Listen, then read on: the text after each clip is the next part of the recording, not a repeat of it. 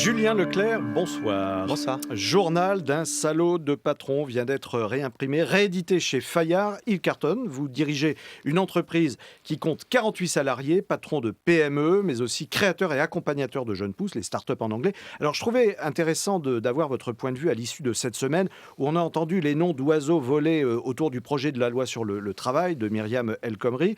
Que vous a inspiré cette semaine qui augure certainement d'autres beaux débats politico-économiques? D'abord, une grande tristesse, toujours parce qu'à chaque fois qu'on va aborder des sujets liés à l'entreprise, on donne une image du dialogue social qui est absolument catastrophique et on oppose systématiquement les patrons et les salariés, alors qu'une entreprise, c'est une aventure humaine. C'est des entrepreneurs et c'est des collaborateurs qui travaillent ensemble dans un but commun.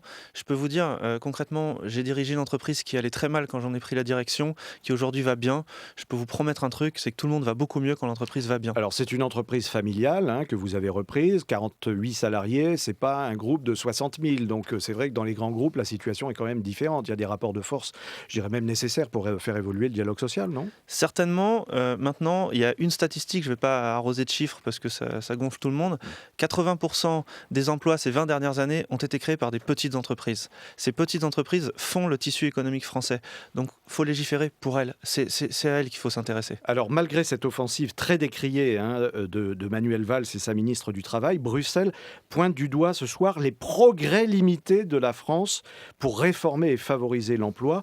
Vous, l'ennemi de la technocratie, vous devez être d'accord finalement avec la Commission européenne ce soir, non? Oui, je suis plutôt d'accord. Maintenant, c'est toujours mal vu quand l'Europe vient nous taper sur les doigts et nous expliquer ce qu'on devrait faire, ou plutôt ce qu'on aurait peut-être dû faire. Ce qui est vrai, c'est qu'on met très longtemps à réformer. Ça a l'air très compliqué, on le voit bien avec ce qui s'est passé cette semaine. Et puis surtout, on n'a pas le courage d'aller faire des réformes qui vont au bout. C'est-à-dire qu'on soulève les vrais débats, qui créent du coup des vraies tensions, et en même temps, au final, ce qui accouche ne change pas grand-chose. Mais Julien Leclerc, sur le fond, est-ce que cette loi va dans le bon sens? Oui, pour une raison principale, c'est qu'on remet le dialogue social au cœur de l'entreprise. Ça veut dire qu'on s'apprête à faire confiance aux entreprises. Et j'insiste, faire confiance aux entreprises, c'est faire confiance et aux entrepreneurs et aux personnes qui travaillent avec lui. Pourquoi on mettrait entre les mains de syndicats qui ne représentent à peu près plus personne les clés de notre quotidien? Pourquoi? Je trouve ça hyper intéressant qu'on fasse confiance aux entreprises pour parler de l'entreprise. Mais est-ce qu'il n'y a pas un côté un petit peu compliqué quand même et même dangereux? Est-ce qu'on n'a pas atteint le summum du rapport de force dans ce pays? En gros, est-ce qu'on n'est pas entré dans une société de défiance vraiment très dangereuse? Alors, il y a une défiance, de toute façon, il y a un manque de confiance envers les politiques, il y a un manque de confiance envers les patrons, il y a un manque de confiance envers les salariés. Ça a toujours existé. Oui, et je trouvais quand même, alors je suis un grand optimiste, on me dit souvent, t'es un garçon gentil, vous savez ce que ça veut dire en France. Je suis un grand optimiste et je trouvais quand même que depuis 2-3 ans, on allait dans le bon sens. C'est-à-dire qu'on parle enfin des petites boîtes, ce qui n'était pas du tout le cas il y a 2-3 ans, pas du tout. Enfin, on a pris conscience que ce sont ces entreprises-là qui allaient créer de la valeur et créer de l'emploi demain, parce que les grands groupes n'embauchent plus en France. Je trouve aussi qu'on entend de plus en plus de patrons de PME dans les médias notamment s'exprimer sur ces sujets-là. Je trouve qu'il y a une vraie évolution positive. C'est vrai que cette semaine, j'ai eu l'impression de revenir assez en arrière. Bon, mais les lois sont quand même utiles, non, finalement, pour faire avancer le schmilblick? On a besoin que la loi fixe un cadre général sur des choses très importantes, le salaire minimum, la durée maximum du travail, ok. Mais après, on a besoin qu'on nous fasse confiance. On a créé de l'emploi, Et qu'on vous on a créé explique de aussi ce qu'il y l'activité, a dans les lois? et puis qu'on nous explique, parce qu'on peut créer les lois qu'on veut.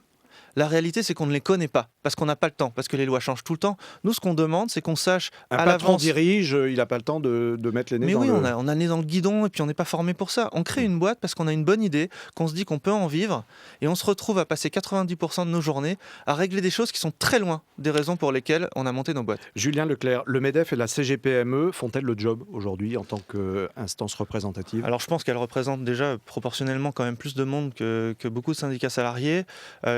J'ai l'impression, je trouve qu'il y a une évolution positive, notamment au MEDEF, que je trouvais quand j'ai commencé à écrire et à me lancer dans l'aventure salaud de patron, très très loin de ce que j'avais envie d'entendre.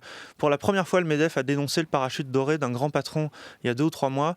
C'était jamais arrivé. Donc je trouve qu'il y a une évolution positive. J'ai envie, de plus en plus, Qu'ils prennent la parole pour des petites entreprises. La CGPME doit prendre plus la parole, il y a une autoroute devant elle, on l'attend beaucoup plus présente. Alors face à cette insécurité permanente des salariés du privé, on oppose généralement la garantie de l'emploi des fonctionnaires. Les fonctionnaires que vous n'égratignez pas d'ailleurs dans votre livre, vous estimez qu'ils sont logés pratiquement à la même enseigne, c'est-à-dire victimes d'un État peut-être tout puissant, massificateur. En tout cas, j'aime pas les étiquettes moches et j'aime pas, encore une fois, je voudrais réconcilier un peu les gens. Dire les patrons sont des salauds, les fonctionnaires sont des feignants, ça me dérange profondément. Il y a des statuts qui sont pas normaux et il faut qu'on revoie ça, il faut qu'on rapproche les gens les uns avec les autres. Mais j'ai pas envie qu'on aille emmerder simplement les fonctionnaires, en tirer tout ça vers le bas en disant comme ça on va équilibrer les choses. Non, c'est pas en tirant les uns vers le bas qu'on va remonter qu'on va rendre les autres heureux. Alors, en tout cas, ce grand débat autour de la loi El Khomri, débat très important, est-ce qu'il ne masque pas un autre débat de fond qui est celui du financement et de l'amorçage des entreprises? Est-ce que les jeunes aujourd'hui veulent créer leur entreprise? Est-ce qu'il y a une réelle appétence? Est-ce qu'ils ont les moyens de le faire? Alors les études montrent que la France est un pays d'entrepreneurs. Si on pose la question aux moins de 20 ans, les 3/4 d'entre eux disent « ouais, j'envisage de créer mon entreprise ». Et notamment pour 2 raisons qui sont super bonnes. C'est 1, la liberté, et 2, créer mon propre emploi, ce qui a quand même du sens.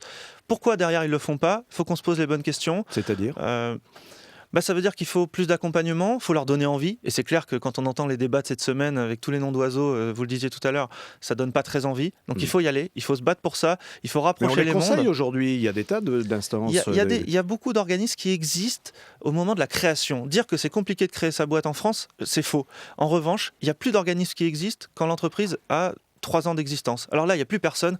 Jamais on vient dans votre entreprise pour vous dire voilà ce qui existe, voilà à quoi tu as droit. Même attention, Pôle emploi le fait régulièrement. Alors Pôle emploi est venu pour la première fois dans mon entreprise il y a 1 mois pour m'expliquer toutes les mesures qui existent pour relancer l'emploi. Au bout de 10 minutes, j'ai dit au conseiller est-ce que vous avez conscience que ce que vous racontez est incompréhensible? Il m'a dit oui, plutôt. Merci beaucoup Julien Leclerc. Je rappelle le titre de cet ouvrage, Journal d'un salaud de patron, c'est chez Fayard. Merci. Merci à tous les deux. L'interview écho à retrouver également sur franceinfo.fr.